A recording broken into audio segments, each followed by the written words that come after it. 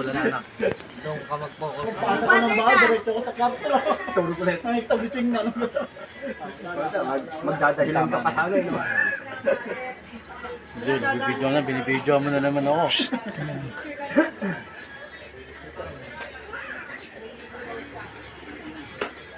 Ano ba't nihira mo nun? Ba't gano'n ka?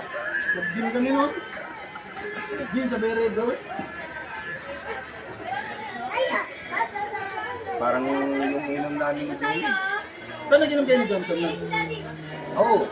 Hindi na naman niya. Ba't natural kayo? Parang bitin kayo ah. Hindi.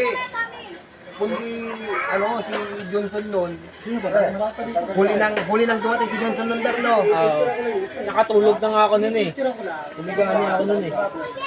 At Kasi saka okay na yung pag ko dun eh. nung dumating si Johnson, hindi pa nakainom. Johnson. Oy, Kaya kami ni Darwin, nakaubos na kami ng noon, isang lunggo. Isang long neck, tapos dalawang red door. Tapos red door, kasi dumating. Nung pagdating naman niya, nagpabili siya ng lungnik. Ang ano sabayan? Maaga pa yun. Alas 10 yata yun ah. Oo sir, Alas 10 na ako nun. Kasi nung nakalahati namin yung binili ng isang MP, ayaw na rin niya. Hindi na rin Tapos na kayo eh. hindi na rin ako tumagay nun nung nakalahati. Julio. Kaya ang ginawa ko nung kumain na ako, habang nagiinom si Johnson, Kumakain ka. Oo. Kaya parang siya, lasing siya lang. umiinom pa rin. Kasi nga kalahati pa yun eh. Tapos nung naubos na yung kalahating MP, Kasi alam mo, naaninagan ko talaga ng time na yun. Nakaganon pa ako sa ano. Sabi sa akin yun. Wala ka ba dyan? Tapos sabi yung kinala ko. Bakit kahit kinala ko? Kilala ko to eh. Nakalimutan ko lang pangalan. Pero saan ka nun sir? Kilamani. Hindi mo masakit sa mata. Saan ka gawa nun sir? Kilamani? Oo, kay Lamani. Kasi may project nga kami sa ano. Sa kanya ko pinatira yung story.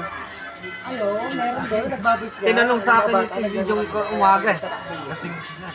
Saan galing? Hindi lang. Ay, ate mo. Tapos nakita ko to.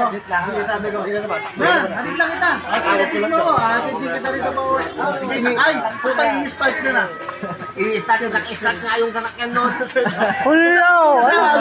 Sabi ko, Wala ah. eh, hindi ko pinatakbo. Ang naisip ko naman, iyahatid ko to. Iyahatid din niya ako, di maaabala dito. Or kaya, iyahatid ko doon. Gagamitin ko doon sapat ng pauwi dito. Hindi, yun yung isip ko. Kaso nahiya ako dito. Hindi na kami gumagawa ito eh. Tapos sabi ko, di ka ba kami? Sabi na, ikaw na matulog. Wala, sininong. O sige, yan, sigurado ka. Wala nga, natak niya ako. Hanggang doon sa kwarto. Sigurado ka. Ay,